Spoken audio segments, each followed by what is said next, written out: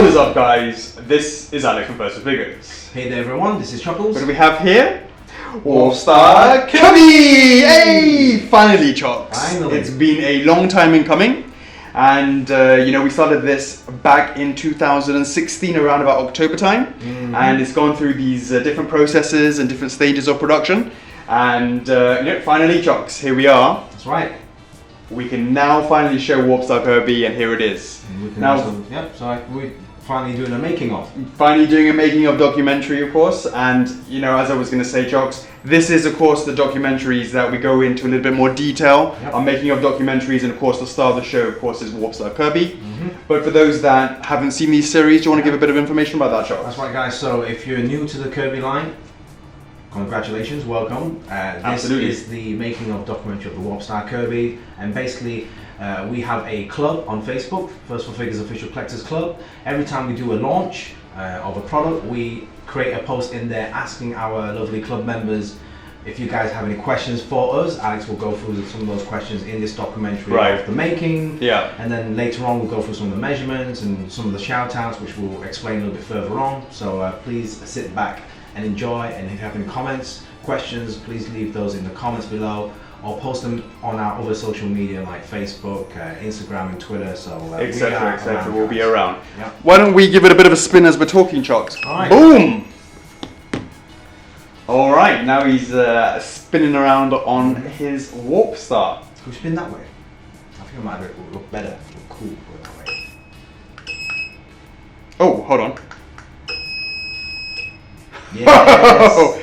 In Chinese, so I paid attention how to read it. So cool. Yeah, that's cool. It's like whoosh, going that way. Whoosh. Yeah, I think so. You're absolutely right. Yeah. So Chocks, you're absolutely right. The making of documentary, we're going to go into a lot of more detail, some of the processes, some of the timings. Why don't we kick it off, Chocks? Yes. Let's start with the first question. All right, let's do it. All right, guys. Tommy Zarel Svensson, sorry. Kirby and the Warp Star are iconic for the franchise. When did you decide it was the right time to bring him out now over other Kirbys? Okay, so in order to answer that question, Tommy, we need to really consider what has come out in the range. Right. Now, of course, this is, as you just said, Chocks, if you're new to the Kirby line, congrats and thanks for joining us.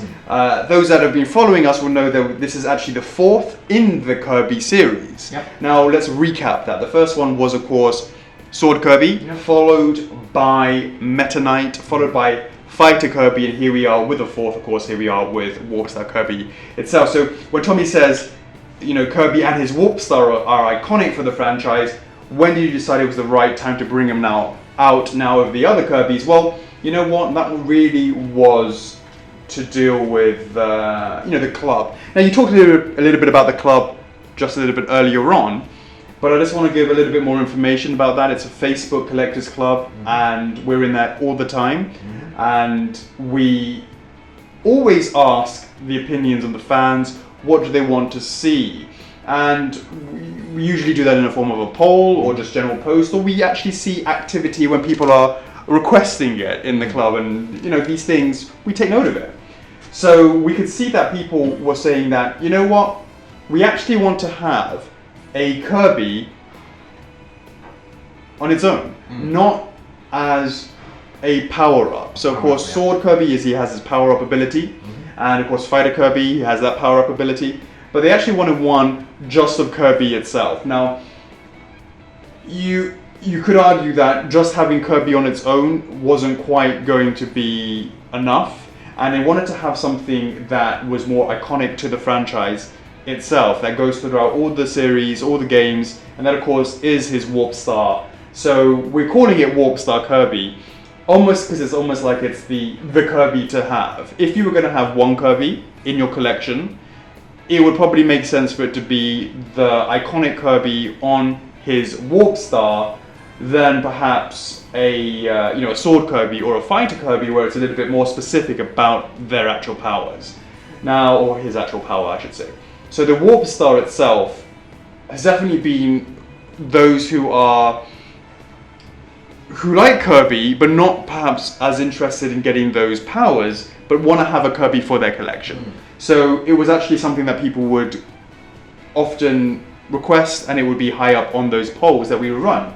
So the club really influenced us in the sense that we could see that people wanted to have a Warp Star Kirby, and therefore, when Tommy asks, when did we decide it was the right time to bring him out now over the Warps or over the other Kirbys, it really was just the noise, the requests for this kind of Warp Star Kirby was becoming bigger and bigger, too hard to ignore. So we actually started making this back in 2000, sort of late 2016, October, the initial plans, and we'll talk a little bit more about how it originally looked, because it didn't look quite so good back in 2016, but of course that's the initial one, and then we keep on developing and refining until we have this beautiful piece now, which is, obviously very, very happy with how it looks. And it was a long process, for sure. So yeah, hopefully that answers Tommy's question. Okay, next question for Jake Mayer. How influential was the club when deciding to make Warp Star Kirby? So, I briefly talked a little bit about that in Tommy's question, that the club definitely led us to start the initial design phases. But what was quite interesting was I believe something like June, July, correct me if I'm wrong, 2017, we actually ran a official Temptation Thursdays for Warp Star Kirby. And what we had done was we had so first of all, a Temptation Thursday is basically something we do every Thursdays, where we actually ask the club members, hey, would you be interested in this or interested in that, if we were to make it into a figure. And that was quite interesting that we actually did one for Warp Star Kirby, and we actually used the 3D designs that we were working on in the background and said, hey, this is what it looks like, would you be interested in buying this piece? Subject to final approval, etc, etc. And of course that one actually quite a bit different from this one. I mean, the overall concept was Kirby on his Warp Star, sure. The base though was different, the clouds were different, but you had a general idea of kind of what it looked like. And we were very happy to see that it hit, what we wanted for it to hit was over 500 votes. That happened very, very quickly afterwards. So that happened in August 2017. It was quite developed at that stage. But the point was, of course, when Jake Mayer asks how influential was the club, well, the fact is the club had the entire power to decide whether or not this was something that we would proceed with to the next stage. Of course, the next stage of that, of course, is refining the 3D, and then physically making it, casting it, duplicating it, casting it, then painting it, and of course now doing all these marketing materials. And I'm so glad and grateful that the club was that influential to our designs and our decision makings in order to sort of get to this stage. So the answer is, to Jake, incredibly influential. The club was incredibly influential in this piece. So that, in fact, is one of the first or earliest pieces where we actually had the club make that decision about going to the next stage. So it will be interesting to sort of see how it all sort of materializes from the beginning to the end once we have a chance to sort of, because these things take years over time. Yeah. I mean, I remember that Temptation Thursday poll where we put the images up and then guys were like rallying the fans because back then, I mean, the club was starting in 2016, right? So to have that Temptation poll there, people aware of the club, rallying the fans in, that actually brought in more people suggesting, hey, what could be improved, what could be added, etc.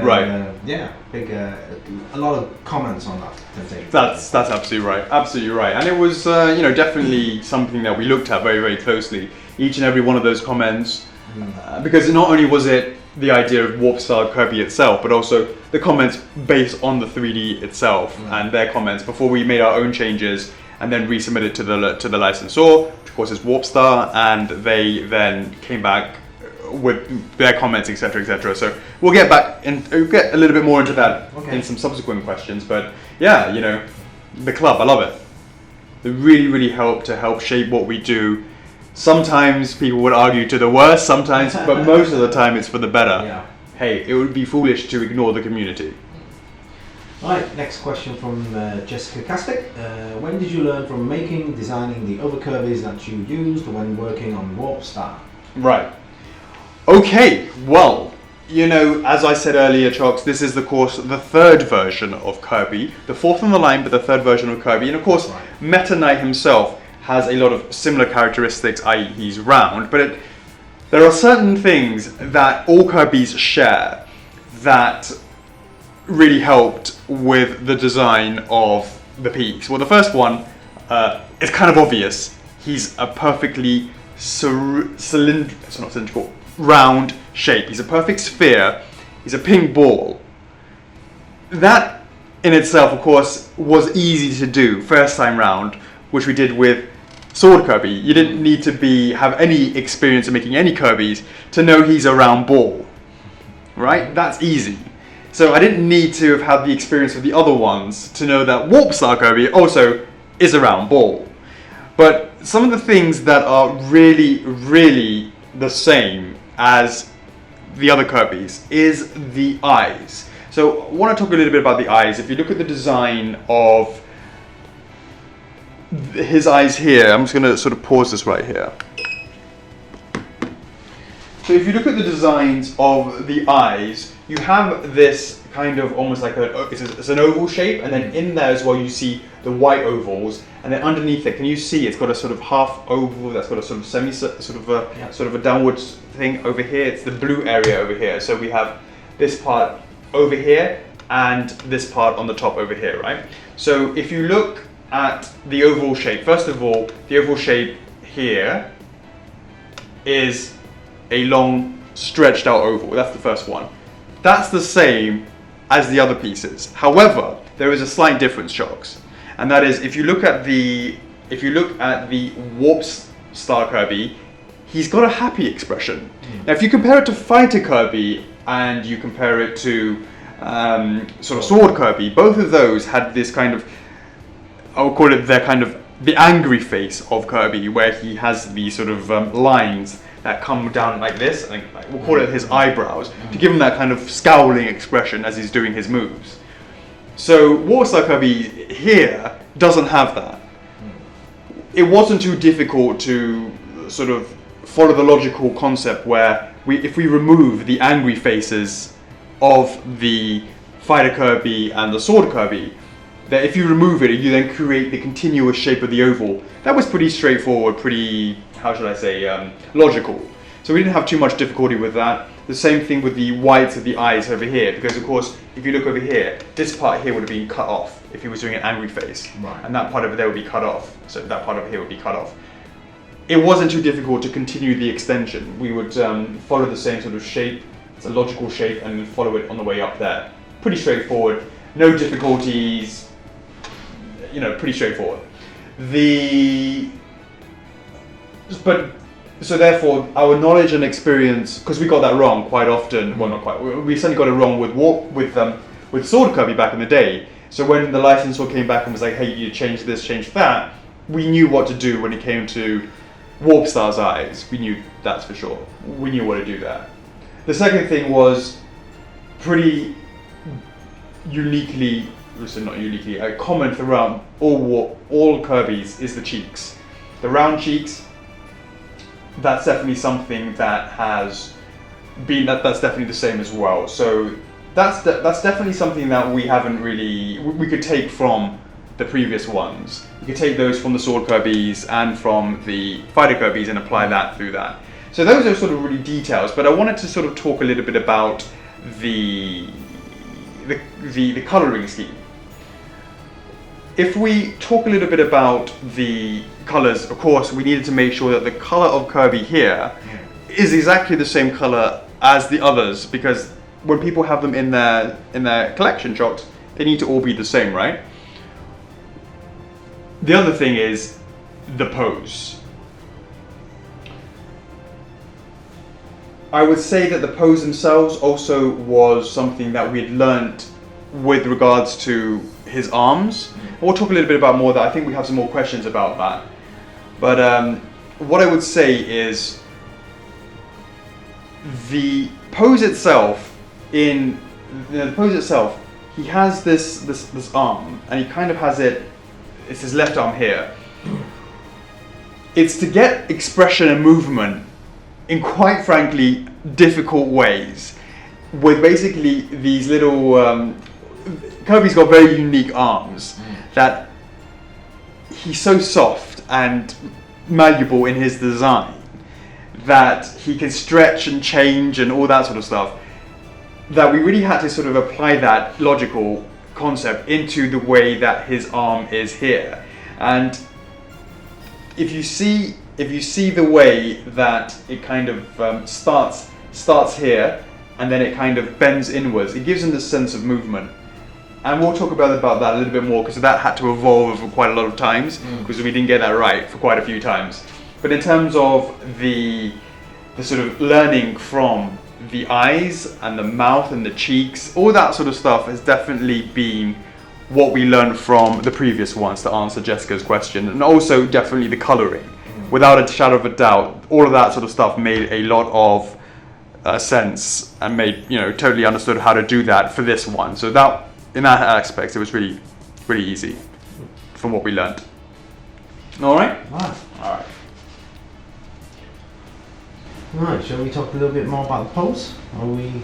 Why don't we go into David's question? I think we're going to use that to sort of go into all the details. Alright then. Yeah. Cool. Alright, David Kurt. Warp Star Kirby's left arm has changed a lot from the original concept that we saw of it.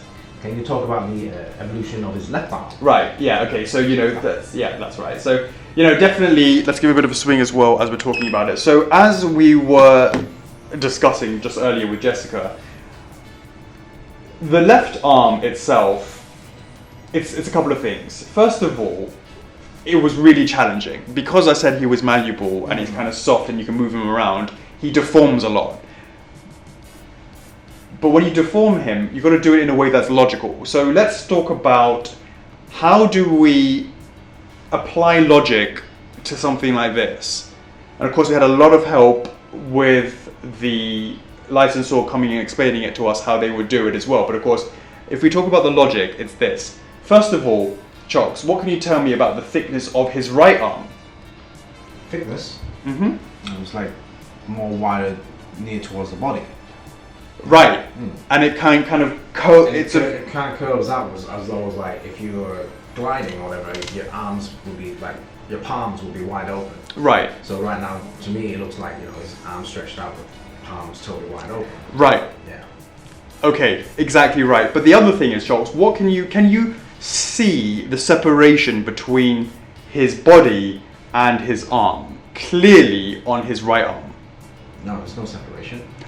What I mean by that is, I understand there's no cut, but can you see which part is his body and which part is his arm quite clearly? Yeah. You can see it.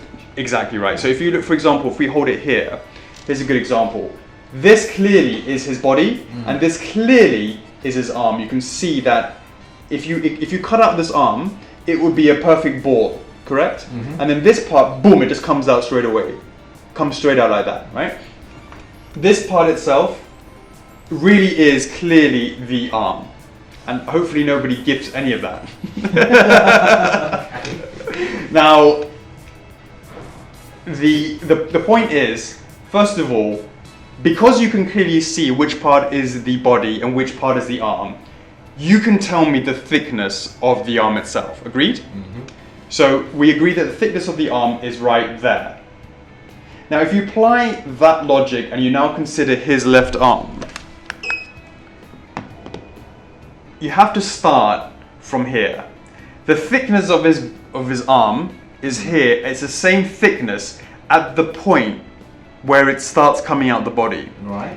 The difference is, of course, is here, there is no distinct, because his body is kind of malleable, there is no distinct separation between, it's a gradual effect, Charles. Can you tell me about where does that body end and where does that arm start coming out? When you look at it from the back, the answer is, you can't tell. It's a gradual thing. Would you agree there, Charles? So if you imagine this arm itself stretching forwards in the same manner, let's say we completely turned it around where this arm was straight and this arm was curled, you can understand that you have a stretching, that the arm is starts like this and then you stretch it across, right? If you have this and you stretch it across, logically you would expect this part of the arm that's clear in the separation, you would expect it to flatten out against the body in order to have that movement to pull the arm to the front. Do you see what I'm saying? Yeah. And that's what you're getting over here. Can you see that logic where if you were to take this clear arm and then flatten it against the body, how the logic of that goes into the left arm? Talk a little bit about that, Chox. How do you see that? Well, it's like when you pull that back, it's like let's say you have a jacket on or something, right? So it's all straight on the back, but when you move your arm across, it's stretching, so it's more, it flattens out. Yeah, it flattens out. So it goes out that way. You can tell from that direction that his arm is going that way. Yeah, that's absolutely right. Going out, and then you got your hand bending inwards. Okay. The next thing to talk about is as you said, the fingertips at the top. Of course, he doesn't have any, but you can see there's a distinct difference between, as we said earlier, the thickness on the bottom and the thickness on the top, right, Chox? So the thickness on the top here, logically, is smaller than the bottom part. Have a look at how that translates to the left arm. Does the logic still apply to the fact that it has to be deformed in order to get that hand across? But do you see the logic of the thickness of the tip? Yeah, you still see the narrowness of the end of the arm. Right, and it should logically match the same thickness of the end of his right arm as well. Do you see how that applies to it as well? I think if you see it from here, on the screen, if you see it from there, Yeah, looking this way here, I'm sure. absolutely. So that whole idea of the arm stretching and pulling it across, and then the way the logic of that actually maintains the hand itself, i.e. the tip and the thickness, all of that really was looked at under a microscope, an absolute microscope when it came towards the design of this piece and the left arm. And as David said, it's changed a lot from the original renders because you didn't quite get the extremeness of the deformation. But having said that, the original arms in that render that we did for Warp Star's TT was the arms themselves were much rounder. The ends of them were much rounder. You didn't have that distinct tip. You didn't have that, sorry, right there, Chox. The distinct thinness on the top there. And as a result, when you pulled it across, the logic was the same. But if this side was almost like wider, almost the same width as the bottom part, it would make sense that this part at the front wouldn't be as, the tip of the front wouldn't be as prominent, and it would be rounder, which is what our original design was like that we debuted in the 3D stage. All right then, next question from Giovanni Colimorio. What was the hardest part to get right on this statue? Sort of hijacked by David's question, for sure, his left arm was really challenging. Also, I would say,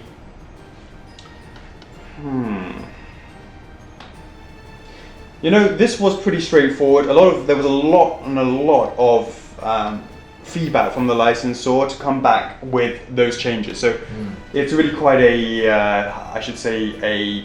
the detail points are refined incredibly to the point where the licensor was like, change this quite specifically, which is great. It's the accuracy and it's true to the source. A lot of input from the licensor. A lot of input with the licensor, but definitely the whole idea of getting that down. Also, a difficulty was coming up with the whole base itself in terms of the cloud design. That was definitely an issue in terms of coming quite challenging, going through quite a lot of different versions of that. But yeah, why don't we go for one more question, and then I think we can use that to go through the entirety of the pose, the details, and we'll sort of come. Yeah, I think so. Yeah.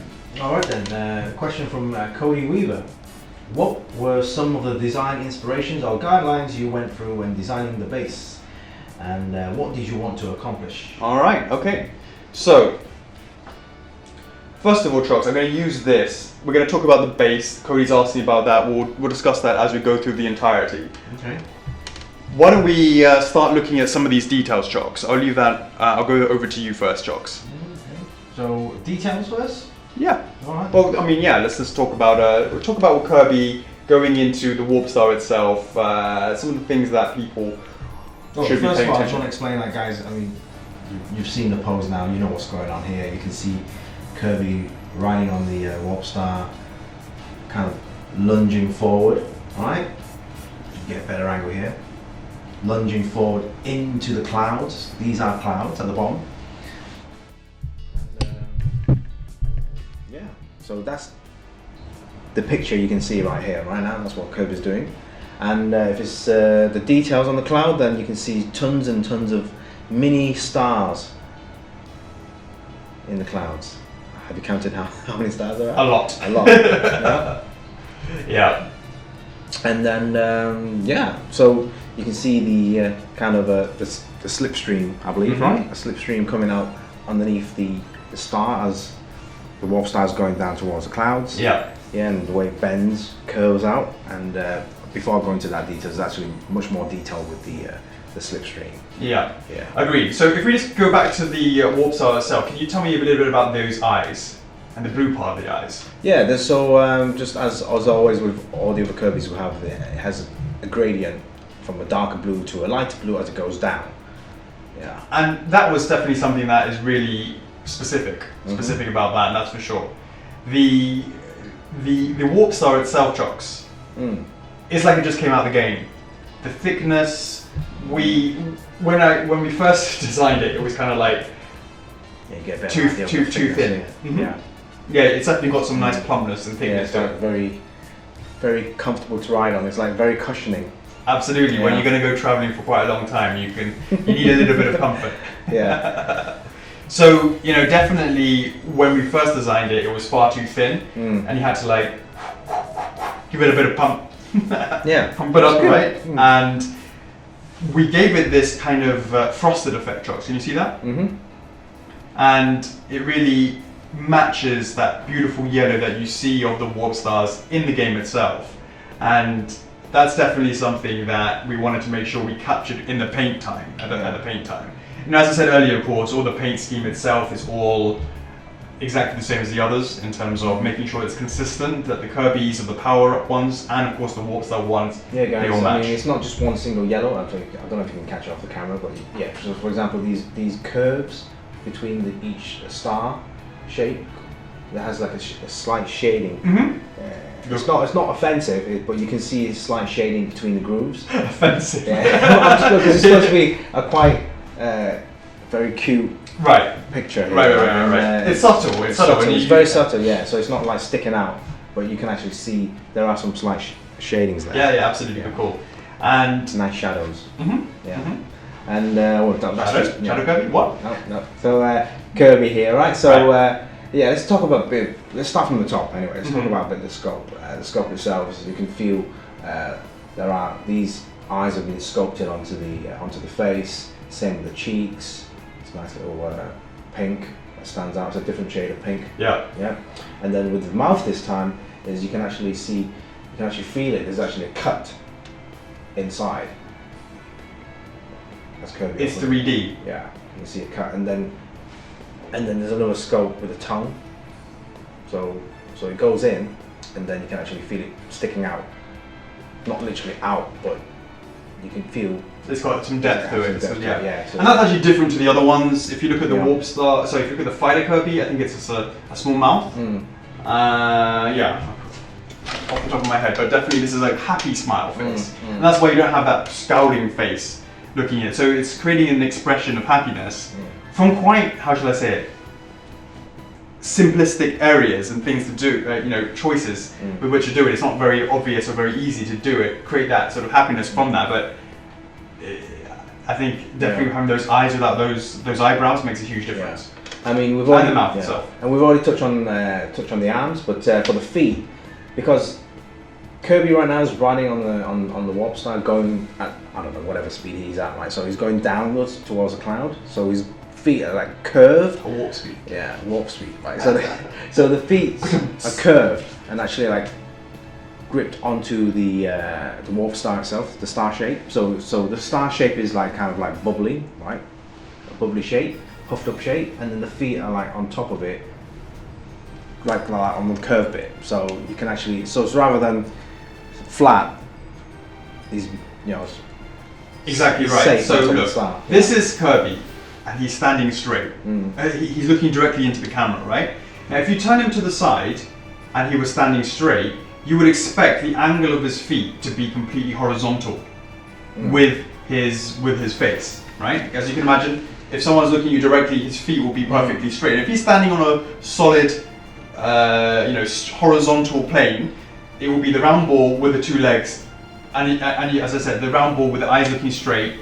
You would expect it from here to be perfectly straight like that, right? But as you absolutely bang on, completely, got it right. The fact is, the Warp Star itself is angled and tilted forwards. It's not straight. You're absolutely correct in the sense that that is something that's part of the sculpt, and it's to create a sense of warp speed. How do we create that speed, Chocks? The first one is, you're absolutely correct in saying we tilted down that star, didn't we? Yeah. We tilted it down because let's imagine you're on a magic carpet.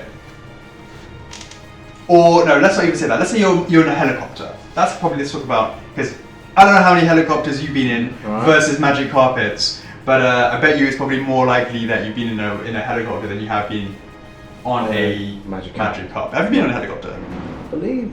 Super cow or something? After a decent. Been in it. Well, you played enough video games Yeah. of helicopters. That's right. Where you know that when it comes directly off of the ground, like that, yeah? Right. That's one shaky helicopter. Right. When it goes forwards, okay, you're on the sign, right? It doesn't just. It doesn't go that. It doesn't do that, does it? No. What does it do? The nose dives. Boom! Like There you go. So played enough Desert Strike. the faster you go, the more the tilt. Yeah. And then if you go like that, well, yeah, it's Mayday, mate. Okay. But the point is, creating a sense of motion and movement on a Warp Star, we believed it made sense to tilt it down, to give the sense of movement forwards. And the more you tilt it down, the faster you're going to be traveling. And that is absolutely spot on, Chocks. Look at that from the side. Look how deep and angled. That's a good example because you see the front of it right there. Yeah. How deep is that compared to the height? It's completely tilted. But Chocks, his face, his eyes are looking directly into the camera. So how do we do that? You have to take that into consideration with the legs, which is exactly what you said, Chocks. There has to be logic with the way that you put him on it. Because if you completely had his face and his legs as if he was on straight land, and then you just tilted it down, then his eyes would be what angle, Chocks? Sorry, if you had him on a completely flat surface of the Warp Star, right, and then you tilted it down for speed, and you didn't make any changes to his face expression and location, where would the face be looking?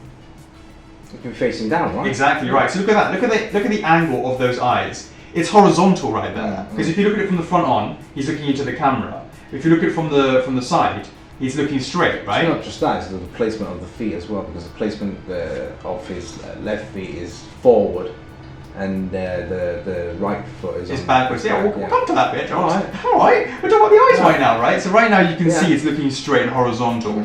If we didn't take into account the fact that it was tilting down, the eyes would be looking in accordance with his legs that way. And one of the things that I like to do, and like we like to do, we talk about, is a connection with the character, with the customer, with the collector.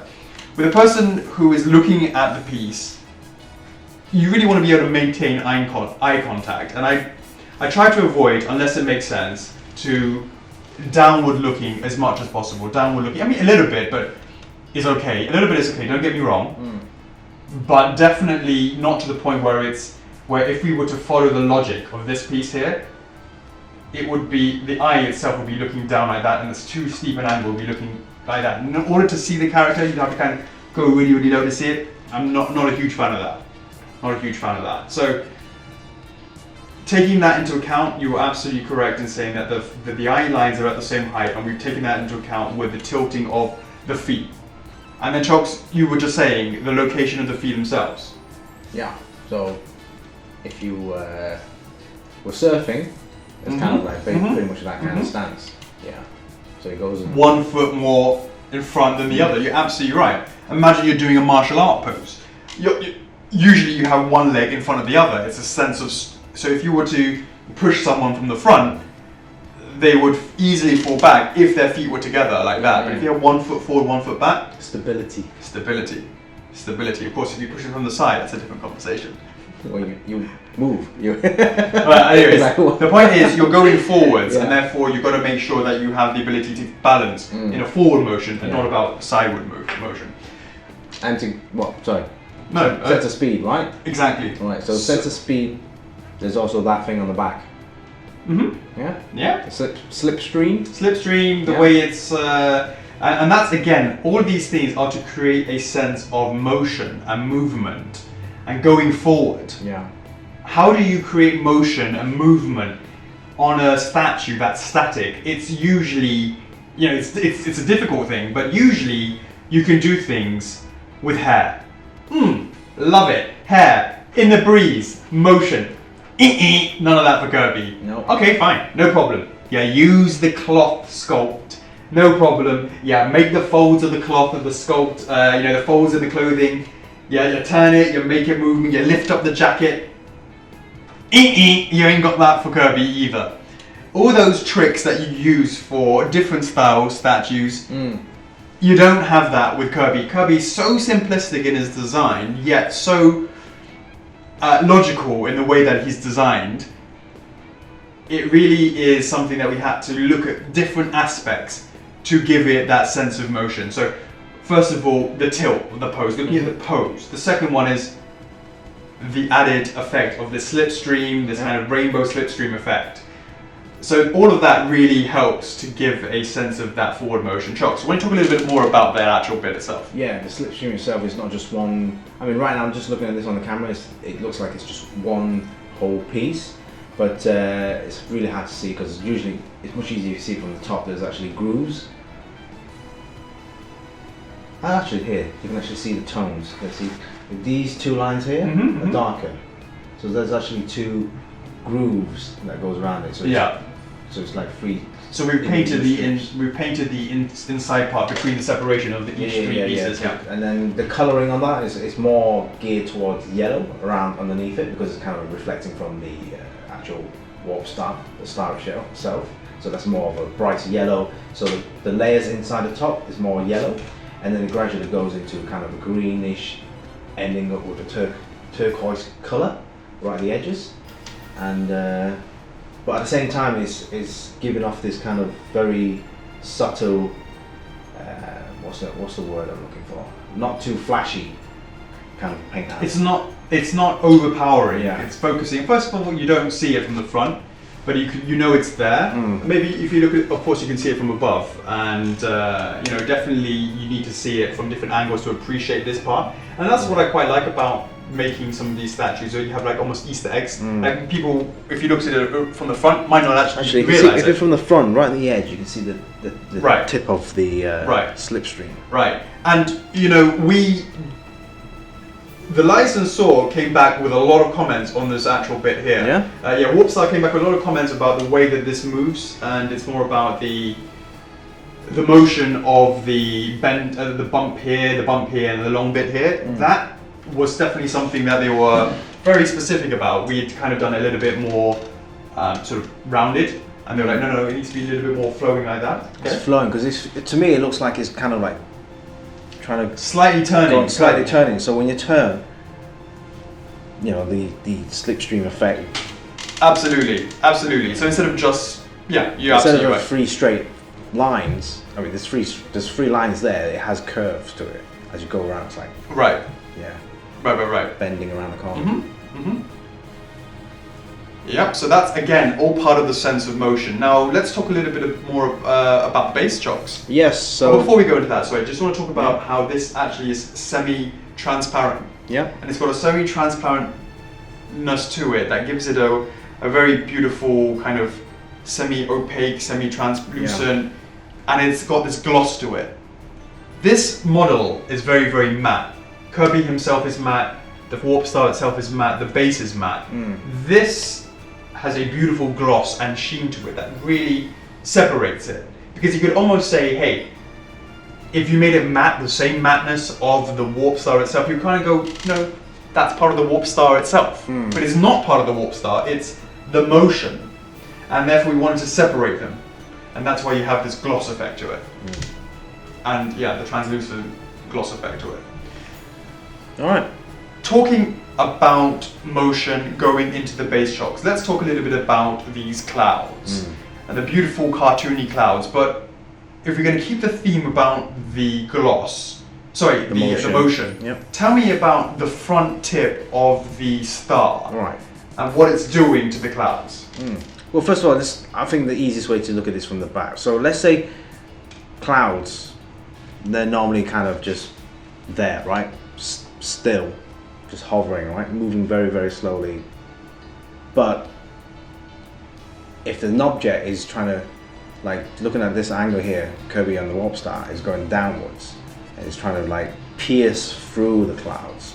You can see that these clouds at the front, how they spread out, because the front of the star is like digging into the clouds, and that would affect the clouds where the clouds at the front, which is easiest for them to see, the clouds at the front are kind of like squished, and then the clouds on the back are like bigger.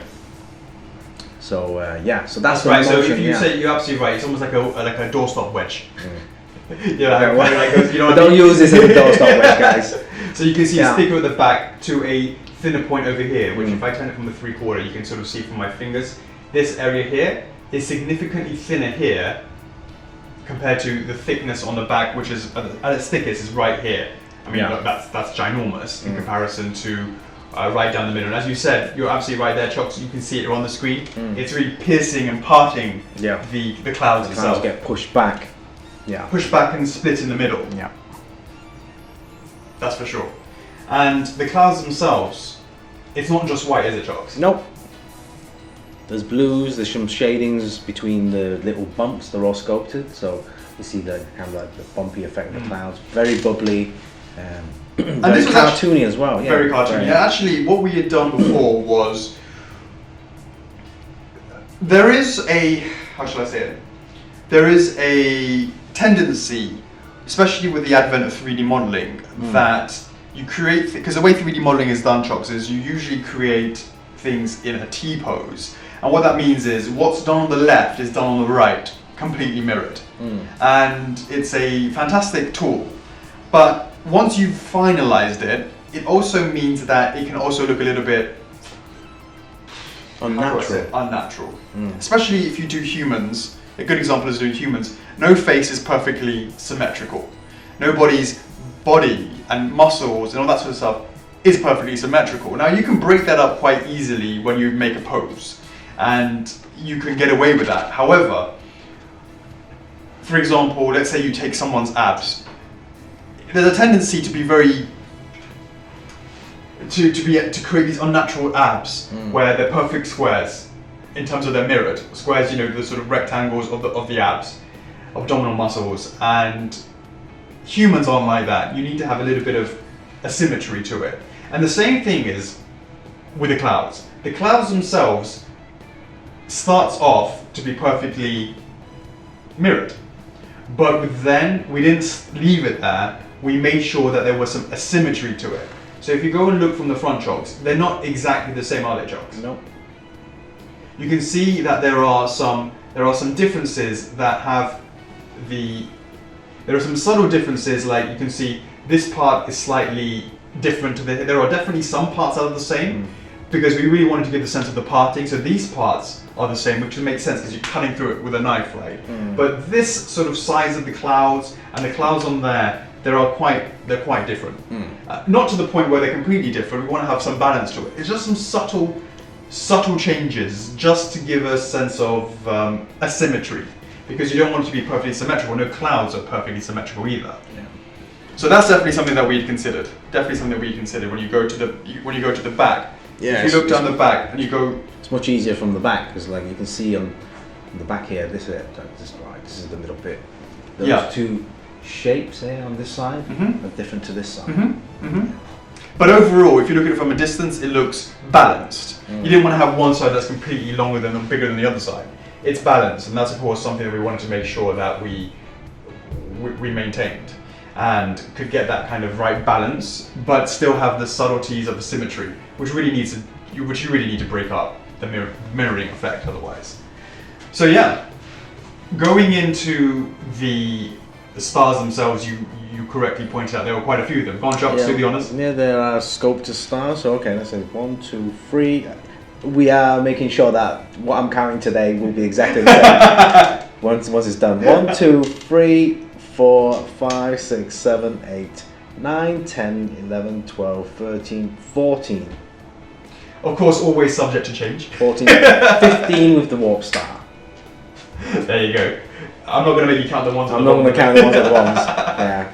So, all of those chocks, translucent resin, individually put on, one by one. Are they all the same size chocks? Nope. I'm just trying to find the biggest star. I believe that's the one in the middle here. Yep. That's the biggest star there. Now the star locations also help break up the symmetry. If you were going to have these stars exactly the same, in the same locations, doesn't feel right. Not with something that is so, how's the word, inorganically, well, it's not quite parallel universe. I don't really mean parallel universe, I just mean things like stars. There is no set pattern, or there's no set, a star must be here 1, 2, 3, it's not like that. It's not like it's something like a man-made object where it's like, the screws are all in perfect locations. It's not supposed to be like that. Because that's what it looks like when you mirror it. It'll look like it's in perfect locations. Doesn't make sense for something like this that's so organic. Each one of those in translucent resin, and it really gives a nice effect. Again, Charles, we talked about this. We talked about this having a translucent gloss to it. Same with the stars as well. Yep. To separate it from the madness of the clouds. Alright. I think they get the picture. Fill in the gaps. And there's these little accents that help give it that feeling of the matte against the shine of the of the stars. Because what do stars do? They twinkle, twinkle, mate. Of that kind of stars, yeah. How I wonder. So absolutely, that's definitely the cloud section of the of the base. Yep. Let's talk a little bit about that bottom section. Yes, the bottom section, right, guys. So right now you can see that the clouds sit over the bottom section of the base. So yeah, and then at the bottom it's day and night here. You can see everything here. Very bright, colourful, blue, purple, yellows. There's some pink. There's some baby blue. Alright, so like little stars, baby blue stars, and then like pink stars, and then other shapes like round dots and like sparkles. And lines, and let's talk a little bit about this, Shocks. There's a lot of effort goes into this part because all of it is sculpted and it's it's raised and hand painted. It's all raised. You can feel the lines, you can feel the stars popping up. That is really, really difficult to do in production. There's a lot of production effort that goes into this part over here that we should really highlight the fact that, because it's easy to just look at this part and ignore this part over here, but there's a lot of effort. It's really, really complicated to paint this compared to Kirby and the other parts. This is actually where a lot of the time and effort goes into the painting, and as you just said, they're all raised, and that makes it really, really tough to paint it and to keep within those lines. It's difficult. And then, as you said, you have this beautiful graduation between the purples, the darker purples, and they're going into the lighter purples, and the sort of subtle blues that are going in there. And as you said, the actual stars themselves have different colours. Yeah. So we have a blue one here, we have a pink one here, and this is all specified, and white ones were specified with a license, so they were like really particular about that. The shapes are different as well. The shapes of the stars, some more rounded, like like the Warp Star, Mm-hmm. and then there's like four coloured ones, yeah. like four-sided ones. Yeah, some of them more sharper edges. Yeah. And I can see a star within a circle, right there and here. Definitely lots of different subtle changes between the different stars, but overall it really has a beautiful kind of cosmic feel to it. Yeah, that's what I'm trying to think. You're absolutely right, Chogs. You know, using that word cosmos, cosmic, galaxy, all that sort of stuff. It's absolutely what we're talking about here. Now, we talked about the details. You talked about the stars, and you talked about the physical way that each part comes out and the different colours. Yeah. But what about the actual design and the reason why we have it? Well, let's talk a little bit about the game. And really to understand this is a bit about the game. When Kirby's on a planet, he'll go between different stages, he'll walk around and he'll go from different stages within the planet. But of course, actually going between different planets, he actually jumps onto his Warp Star to actually traverse the cosmic galaxy, you know, the cosmos, all that sort of stuff. And what this represents is just that. It's to traverse the galaxy, to go through the universe. And that is where you have the concept, and I can't take any credit for this. This is all on Warp Star. They did a fantastic job. The licensors, of course, were saying this is what it should represent, going through those nebulas, through those cosmos, through the galaxies, all that sort of stuff. And they came up with this beautiful design. As we're talking about it, let's sort of have that spinning. So that whole idea is going through time and space. Well, not time, but going through the space between the different planets. That really helps having that kind of beautiful effect of going through that. That's what it represents, Shocks. And that's why you have so many stars. You have the stars, of course, obviously the Warp Star, but that's the mode of transportation, but the stars throughout the clouds, the stars on the actual base itself. It's all about creating that story of how he's traveling around. Now, of course, Shocks, you can look at Warp Star, the Warp Star Kirby. You can take Kirby itself, the pose, you put him on the Warp Star, the motion going through the clouds, parting of the clouds over here, with the slipstream. With the slipstream, going into the clouds, all the different parts of the, of the stars, and then going into this beautiful bottom part of the base.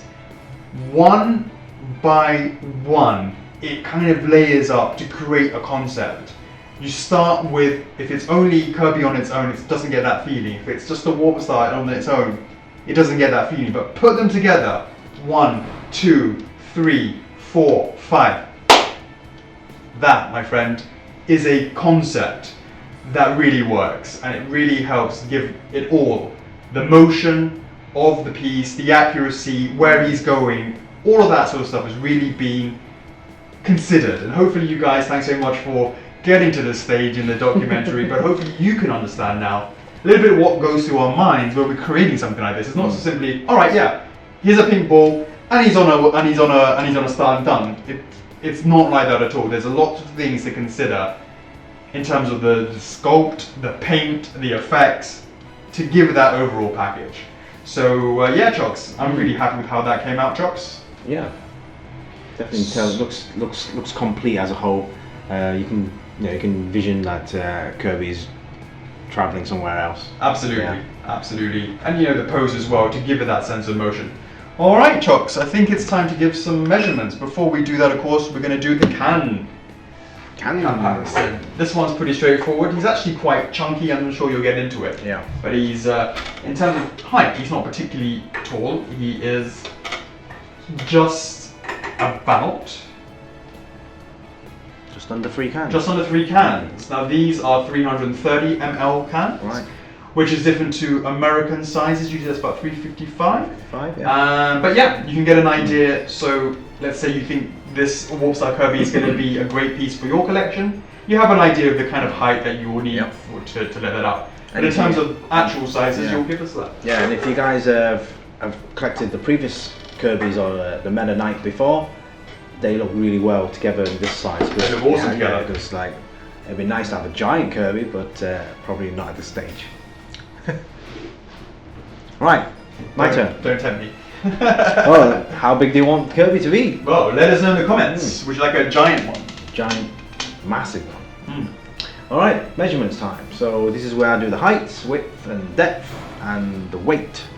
So for this one, let's start with the height. I have that around about 12 inches tall. So, yeah, top of the arm. It's the right arm, so around about 12 inches. Yeah. 30 centimeters. The width. So because the clouds are sticking out on either side, so from the let's do some oops from the front. There you go. So this side of the cloud to the other side of the cloud. So that's roughly about 12 inches again. So that's 30 centimeters. And then the depth. It's a bit longer, I think. It's a bit longer because the cloud from the front to the tip of the slipstream.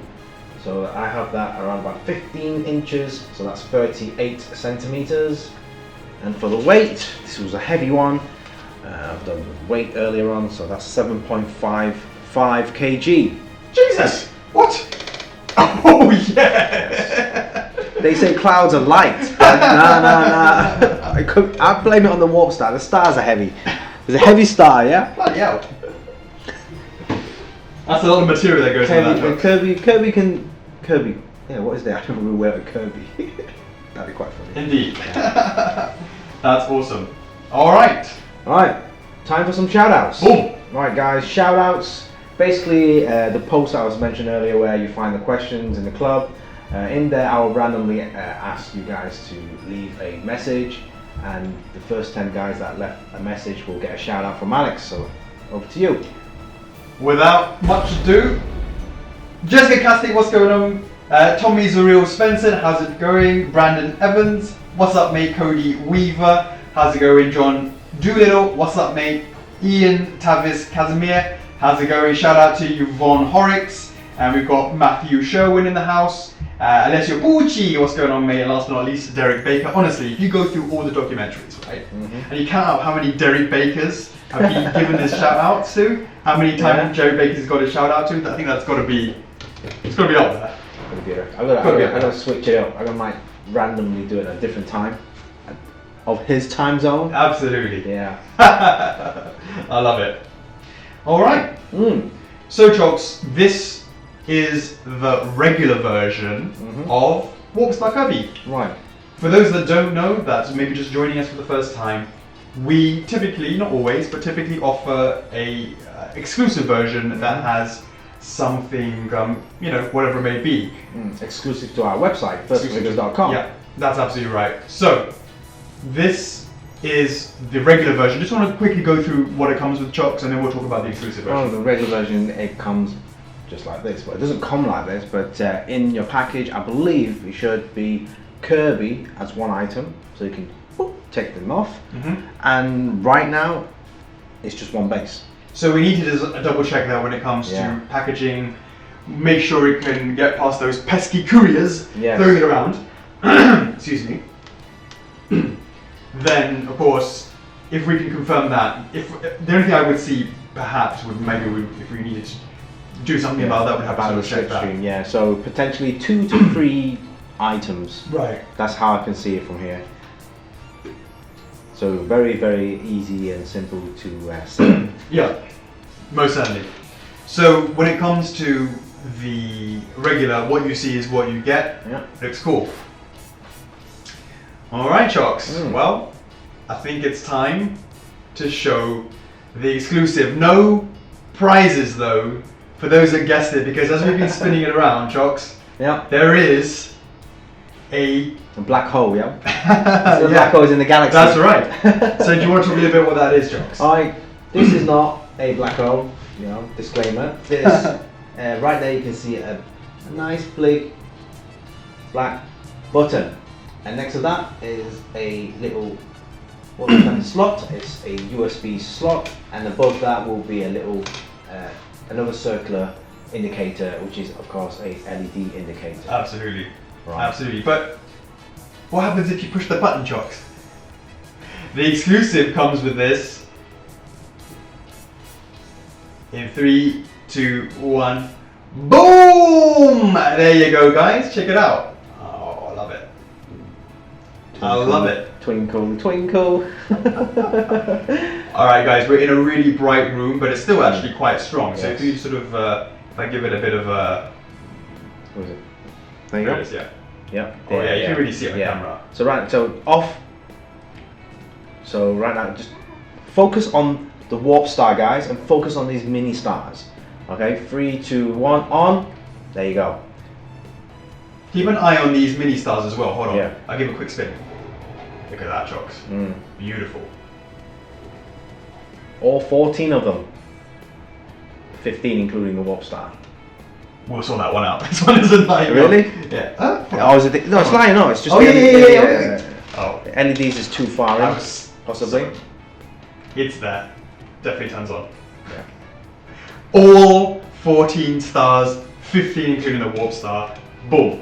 I was gonna say, I thought it wasn't. Yeah, just beautiful. It's all come out. This would be very beautiful by the bed, like a bed like lamp. Beautiful. Yeah, bed lamp. And it gives it kind of like this kind of glow. Of course, when you have this lights on, etc. This beautiful glow gives it a kind of sense of floatingness as well. Kind of, especially Chocks, because the light casts a beautiful kind of glowing effect within the actual clouds themselves, and it kind of reflects off of that. Obviously, we're in really bright lights, but definitely you can see it in the dark. And it also gives off the added effect in the slipstream between the groups here, because it looks pretty good. Because like I said earlier, it has, when it's off, you can see kind of the yellow colouring painted onto it. But now with the lights on it, it just emphasize the actual yellowness on the slipstream. So it's bouncing off that. I love it. I love it. Now, right now, Chocks, we have a single mode. Yep. We look subject to license or approval always. What we want to do is have a separate mode, Chocks. Yep. This is the ever on mode. This where is always on mode. We will have each one of these individual lights controlled separately in a kind of twinkling way. So we really can sing Twinkle Twinkle Little Stars, all 14 stars, yeah. Exactly. That would be nice, wouldn't it? Yeah. Not like that. No. There's quite a few different types of. We'll have to figure that out, right? What do you guys think? Should we? Yeah, should like it be kind of like warp, or should it be kind of on off, pulsing flash? kind of thing, yeah? Or it could be like that. Oh, I'll definitely have them twinkling at different stages. Yeah. At different time, not all at the same time. Yeah, not like bang, bang, bang. No, but what I mean is, I definitely wouldn't have them. But what I'm saying is, maybe one could like it turns on and turns off quite instantly to give it that kind of. But because they're all going at different times, it's not like it's sort of like dancing. It's like it'll flash once, and then it will disappear after. I don't know. We have to sort of see how that will work. It'll be fun. Doing that, yeah. So yeah, that's definitely something that we will be adding. Why don't we give it a bit of a turn?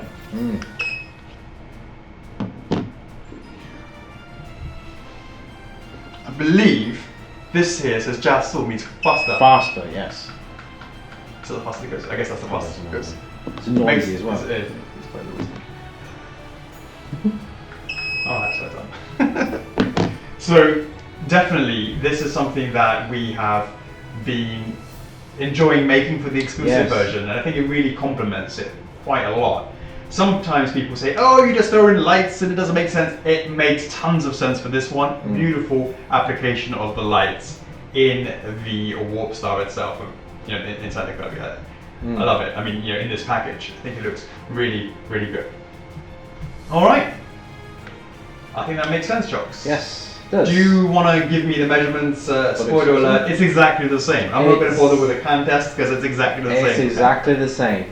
That's right, exactly the same. A slight disclaimer, of course, this is the exclusive version. Technically, you're giving the weight on the exclusive version. That's right. And usually we'll have to have the base slightly hollow because we've got to put the electronics in there. But estimations, it's going to be give or take. Sure. Similar. Sure. Especially because they're all done by hand, all hand casted, all that sort of stuff. So, yeah, give or take. There will be a battery compartment. So, because this one comes with the removable, rechargeable battery, usually around about that long. For countries that allow it in custom, so that's right, asterisks not for places like Australia, Asia, kind of thing. So the battery on that is normally a 18650. Yep. Yeah, and rechargeable, removable. Yeah, so that's where the USB slot comes in. All right. Cool. All right, Chocks. I believe we have one final question. One final question? All right. Alessio Bucci, can you show us all the Kirby line together? Well, I think that is a great idea. I love to see how they stack together. That's right. Why don't we just pause this here, and then we should bring them all together then, Chocks. All right. Let's do it in 3, 2, 1. Boom! Check it out, guys. Warp Star in the middle, Meta Knight on the left, Sword Kirby right here. What a fantastic, fantastic lineup, Chocks. How is that for perfectly scaled pieces? I love it. I'm going to be honest with you, Chocks. I absolutely love it. Yeah. Let's talk about the Kirbys and the Meta Knight. They are exactly the same in terms of the size. The colors are the same when you compare these two. Look at the colors of the feet, the same. Now this one is actually significantly bigger in terms of the top part. If you compare it to Sword Kirby, you can see it's actually a bit plainer.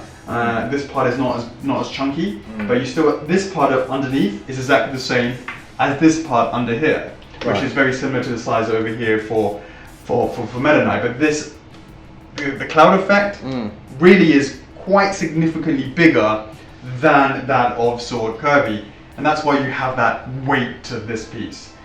Lifting this up was not as heavy as this one, as significantly heavier. And you can really see that the size of this piece is quite a small footprint, but it's used in a really good way that we can split open the clouds in order to give it that sense of motion and that movement.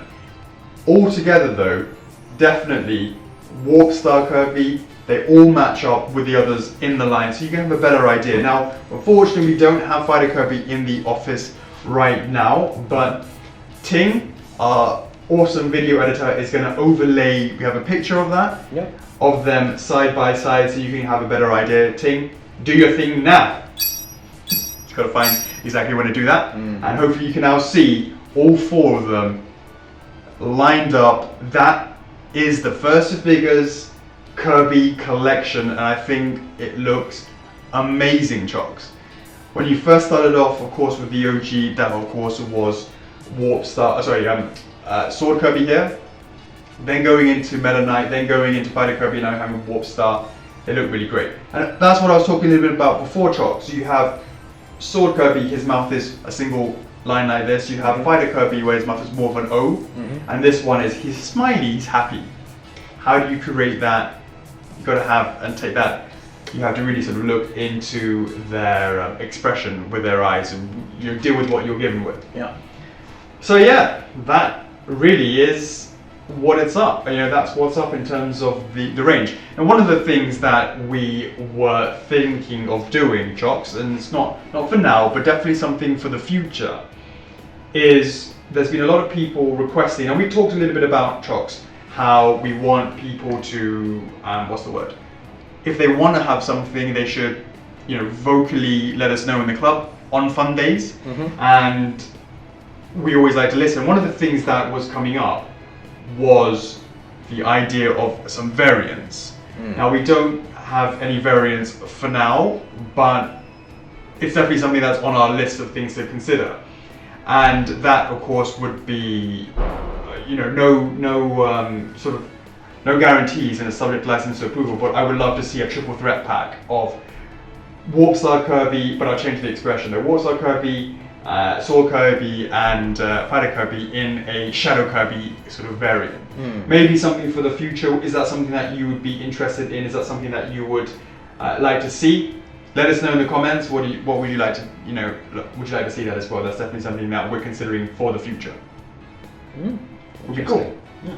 Would be cool. I think it would. Yeah, I think they look great next to each other. It's almost like you have all three normal pink Kirbys, and then you have Meta Knight, and then the Sword Kirbys on the other side. Create a nice display. Yeah. Nice display. Dark range, light range. Dark range, pink range, but yeah. Dark range. Yeah. All right, Chocks, anything to add before we wrap this one up? No, I believe that's it. So thanks for watching, and if you're a Kirby fan, do check out our First Figures Official Collectors Club, and have a great time in the club, and give us ideas on how we should continue the Kirby line. Yeah, who do you want to see next? Do you want to see more power-ups? Do you want to see King DDDD? You know, more Kirbys or some other characters. Waddle Dee, yeah, let us know in the comments on YouTube, comment to the club and let us know, whatever it may be. We're always very happy to hear any of that sort of thing. Alright, Chocks. Alright. That's another one done. Yeah. I'm your host, Alex. And I'm Chuckles. F4F is love. F4F is life. I will see you in the next one. Peace! Laters.